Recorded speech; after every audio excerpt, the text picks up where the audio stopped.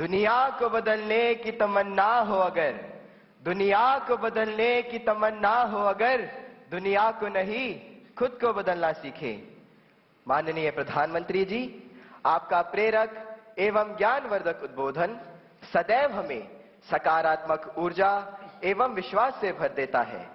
आपके बृहद अनुभव एवं ज्ञानपूर्ण मार्गदर्शन की हम सब उत्सुकता से प्रतीक्षा कर रहे हैं। माननीय, आपके आशीर्वाद एवं अनुमति से हम इस कार्यक्रम का शुभारंभ करना चाहते हैं।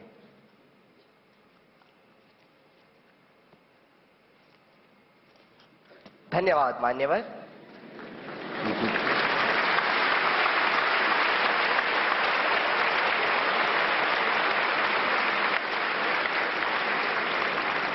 माननीय प्रधानमंत्री जी, अपनी समृद्ध सांस्कृतिक विरासत और स्थापत्य सौंदर्य के लिए प्रसिद्ध शहर मदुरई से अश्विनी एक प्रश्न पूछना चाहती हैं। अश्विनी, कृपया अपना प्रश्न पूछिए। Honorable Prime Minister Sir, Namaskar. My name is Ashwini. I am a student of Kendra Vidyalaya number 2 Madurai, Tamil Nadu.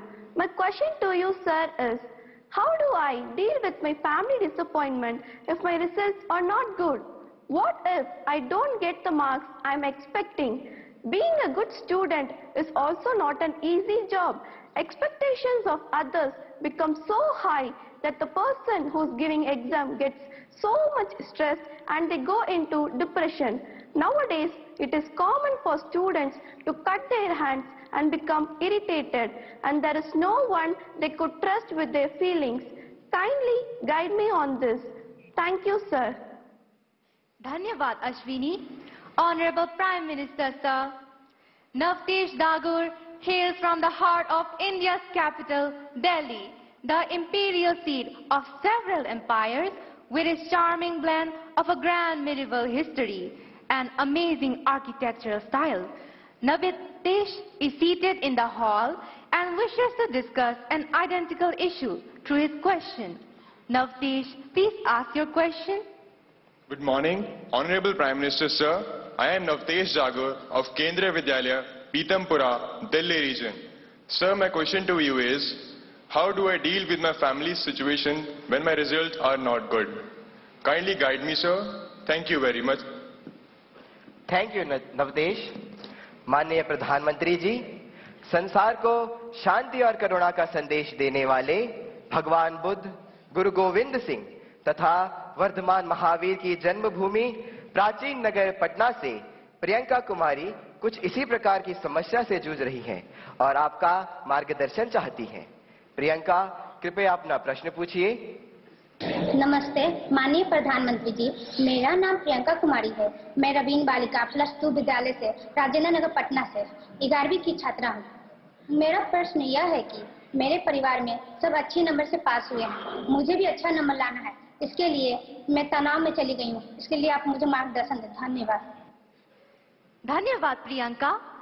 माननीय प्रधानमंत्री जी, अश्विनी, नवतेश एवं प्रियंका यह महसूस करते हैं कि यह महत्वपूर्ण मुद्दा कई छात्रों को प्रभावित करता है और इसे हल करने के लिए आपका मार्गदर्शन चाहते हैं। अश्विनी, आप क्रिकेट खेलती हैं क्या? क्रिकेट में गूगली बॉल होता है,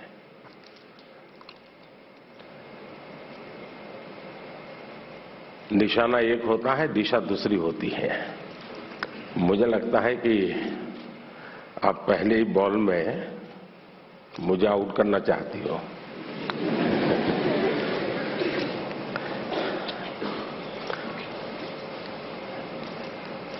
अगर परिवार के लोगों के आपके से बहुत अपेक्षाएं होना बहुत स्वाभाविक है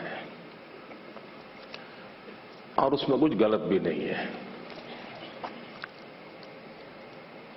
लेकिन अगर परिवार के लोग अपेक्षाएं सोशल स्टेटस के कारण कर रहे हैं तो वो चिंता का विषय है। उनका सोशल स्टेटस का उन पर इतना दबाव होता है, उनके मन पे इतना प्रभाव होता है कि उनको लगता है कि जब सोसाइटी में जाएंगे तो बच्चों के लिए क्या बताएंगे, अगर बच्चे वीक हैं तो कैसे उनके सामने चर्चा करेंगे। और कभी कभी माँ बाप भी आपकी क्षमता को जानने के बावजूद भी अपने सोशल स्टेटस के कारण अपने आसपास के साथियों दोस्तों में क्लब में जाते हैं, सोसाइटी में जाते हैं, कभी तालाब में कपड़े धोए जाते हैं, बैठते हैं, बातें करते हैं, बच्चों की बातें निकलती हैं, फिर उनको एक इंफीरियरिटी कॉम्प्लेक्स आता है और इसलिए बाहर बहुत बड़ी बड़ी बातें बता देते हैं अपने बच्चों के लिए और फिर धीरे धीरे वो इंटरनलाइज कर लेते हैं और फिर घर में आकर के भी वही अपेक्षाएं करते हैं और समाज जीवन में ये सहज प्रवृत्ति बनी हुई है। दूसरा, आप अच्छा करेंगे तो भी हर कोई आपसे नई अपेक्षा करेगा। हम तो राजनीति में हैं, हम कितने ही चुनाव क्यों न जीत लें, लेकिन ऐसा दबाव पैदा किया जाता है कि हमें हारना ही नहीं है। 200 लाए हैं तो बोले 250 क्यों नहीं लाए, 250 लाए तो 300 क्यों नहीं लाए, 300 लाए तो 350 क्यों नहीं लाए। चारों तरफ से दबाव बनाया जाता है। लेकिन क्या हमें इन दबावों से दबना चाहिए क्या?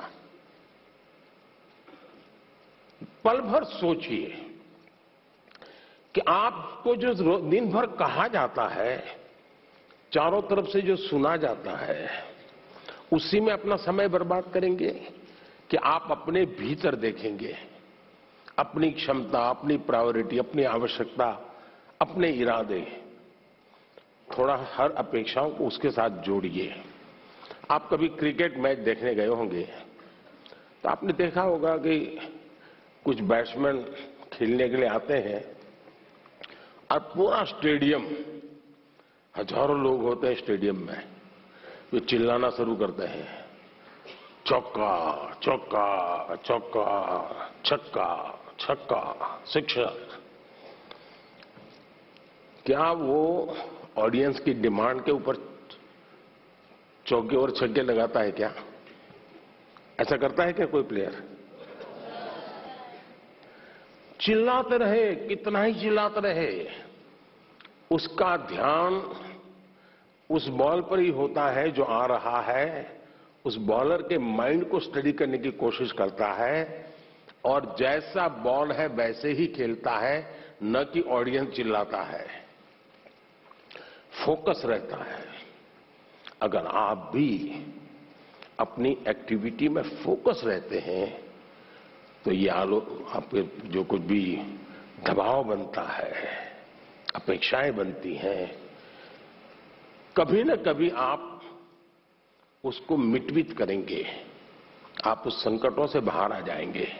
और इसलिए मेरा आपसे आग्रह होगा कि आप दबावों के दबाव में न रहें। हां, कभी कभी दबाव को एनालिसिस कीजिए। कहीं ऐसा तो नहीं है कि आप स्वयं के विषय में अंडर एस्टिमेट कर रहे हैं। आपकी क्षमता बहुत है, लेकिन आप खुद ही इतने डिफरेंस मेंटालिटी के हैं कि नया करने के लिए सोचते नहीं। तो कभी कभी वो अपेक्षाएं बहुत बड़ी ताकत बन जाती है, बड़ी ऊर्जा बन जाती है। और इसलिए अपेक्षाएं, मां बाप को क्या करना वो मैंने पहले ही कहा, सामाजिक दबाव में मां बाप ने बच्चों पर दबाव ट्रांसफर नहीं करना चाहिए, लेकिन बच्चों ने अपनी क्षमता से कम भी अपने आप को नहीं आंकना चाहिए। और दोनों चीजों की बल देंगे तो मुझे पक्का विश्वास है कि आप ऐसी समस्याओं को बहुत आराम से सुलझा लेंगे।